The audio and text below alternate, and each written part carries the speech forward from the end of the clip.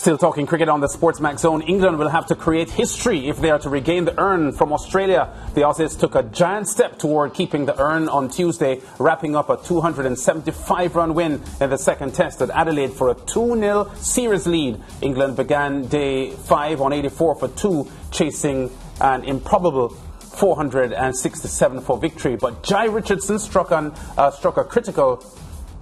critical points to end with career best figures of 5 for 42 as the tourists folded for 192. Ricardo Chambers has our recap. Green continues. Joe Root's dismissal of the final ball of day 4 was a huge hit for England's hopes of saving the second test in Adelaide. The captain goes. Ollie Pope and Ben Stokes resumed on day 5, but it didn't take long for the Aussies to once again assert their authority. Pope caught Steve Smith of Mitch Starc for 4.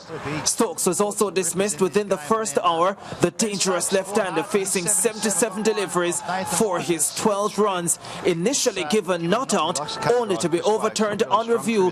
England were 105 for 6 at that stage and in danger of being bowled out by lunch. However, Joss Butler and Chris Wokes steadied the ship and took them to lunch at 142 for 6. Wokes' 97 ball knock included 7 fours before Jai Richardson's beauty disturbed his stumps. Oh, too good on that occasion. Jai Richardson. He fights back beautifully and gets a well-deserved breakthrough. He's bowled beautifully with aggression and shape. He intimidated Wokes. In the post-lunch session, the Aussies also had the wicket of Ollie Robinson. Robinson goes and Australia one step closer. At tea, England were 180 for 8. Joss Butler and Stuart Broad left to try and orchestrate one of the great escapes. Butler's innings, 26 of 207 deliveries, forced the game beyond tea, but his unfortunate dismissal all but ended England's resistance. Oh, he's trodden on his stump, He has. I think he's gone back and trodden on his stumps. You can't believe it. Butler, after 206 balls of resistance, has taken off and trodden on his stumps. The 9th wicket falls. James Anderson, last man out. Action taken! Australia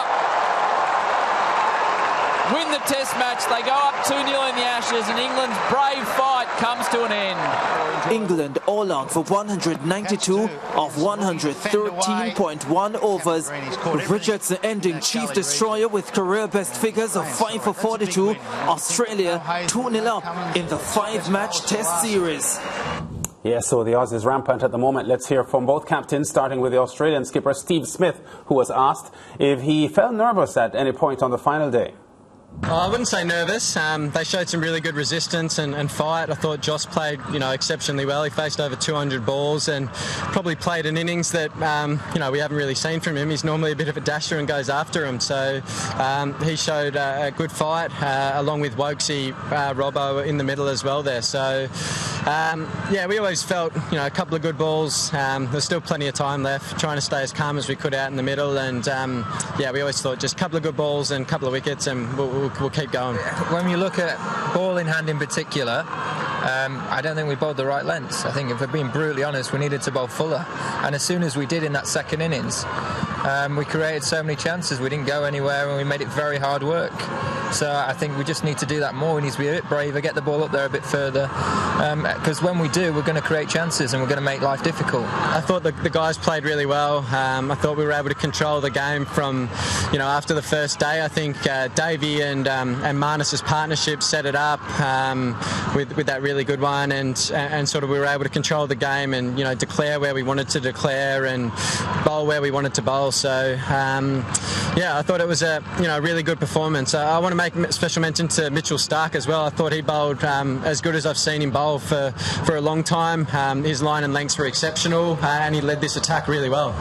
Yeah, opposing captain Steve Smith and Joe Root there for the Boxing Day test. COVID-19 returning Pat Cummins and fit again Josh Hazelwood back in the setup for the Aussies. International cricket commentator and SportsMax analyst Fazir Mohammed still with us. Faz, in the previous segment we spoke about the the dearth of talent in the West Indies for selectors to choose from. Here's a Jai Richardson who hasn't played any Test cricket for the Aussies in about 2 years. This only his third match, of course, because of the likes of Cummins, Hazelwood, and Mitch Starc. Difficult to break through on that kind of platform with fast bowlers, but he did really well for the Aussies today.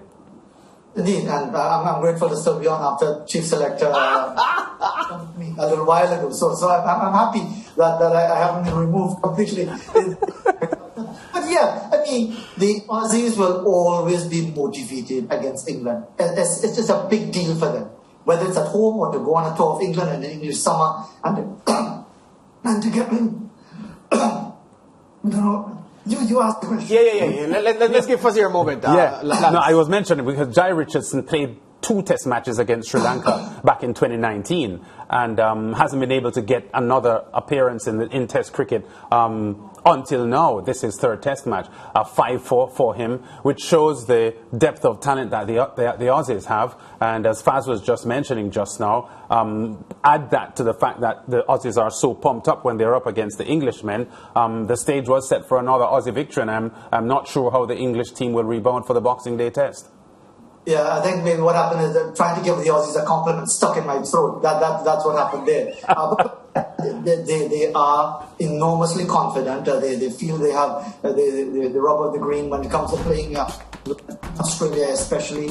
And everybody wants to play. Every young player, whether it's a Jai Richardson or anybody else who gets an opportunity, they want it with both hands. And again, here we have a pink ball Test match, which many people speculated could be over in 3 days, go 5 days, wide player spinner and so on. It's been the final session of day 5. So it just goes to show, if people of quality are prepared to do what is necessary to play Test cricket the way Test cricket should be played, if you really want to get that competitive cut and thrust and the attritional duels that are all part of it, playing a pink ball Test match is no handicap. It's no huge advantage to either side. And I thought credit to England for the way they battled and fought and dug and stuck it out on the last day, especially Joss Butler. But it just didn't go their way on the last day to save the Test match. A word on Marnus Labuschagne, Fazir, because he faced 400 balls in the Test match.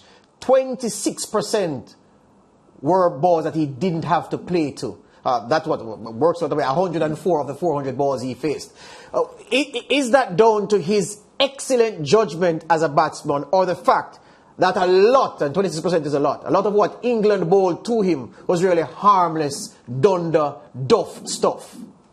A combination, because I think Labuschagne is very disciplined, much more disciplined than many batsmen. I think Shivnarine Chanderpaul, among West Indies batsmen, falls into that category as well, as basically biding his time. But I think Joe Root said it. His bowlers did not bowl the lines and lengths that they should have. Again, it's probably that fear factor, pitching up to a David Warner, pitching up to someone else in the top order to be driven through the offside. But really, it is all part of the makeup of a bowler. If you recognize that there is seam, that there is swing, pitch it up. And as a result of that, someone like a Labuschagne was able to watch a lot of deliveries go by. Even Jimmy Anderson, very metronomic, very good and all of that. But for a lot of his opening spells, the batsmen didn't have to play because they knew exactly what he was doing, just on or about outside off stump and moving away, and just simply let it go by, which allowed them to judge the pace, the bounce, get a sighter, get a feel of things, and then finally get a ball on bat, and then off and away. It doesn't always work out that way, which is why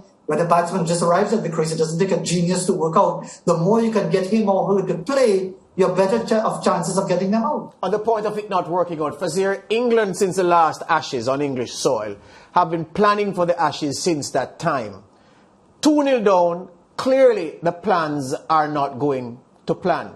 We criticize other cricketing nations for a lack of planning in their approach to Test cricket. But England have done everything, resting players, doing this, doing that in preparation, and they've been distinctly second best so far. What does it say about planning? Is planning to be blamed, or does the quality of the English planning? It's panic that has to be blamed, because what the English do, and I mentioned this the last time we were talking about this, that everything is in the context of the Ashes. As soon as one Ashes series ends, it's all about building for the next one. They hardly ever spend enough proper time focusing on the growth and development of players and their game against the West Indies, against the New Zealand, even against an India, because it's all about the Ashes. So when you build that pressure from the end of the last series, you have 2 years to confuse yourself, to second guess, to come one way, go back the other way, go another way, and end up that you really haven't gone anywhere. And that is what they do every single time. They build this level of pressure on themselves that by the time the first ball is bowled, you walk across and something get bowled around your legs. Faz, always great to have you for 2 segments on the SportsMax Zone. We'll talk again soon. I'm so grateful that I was forgiven by the chief selector. Yes, and tell Suraj Raghunath hi from the SportsMax Zone desk. I will. Okay, bye. That's Fazir Mohammed. Today we have our 15th moment to save her from 2021. We have seen her before, but it's Elaine Thompson-Herah in the spotlight again.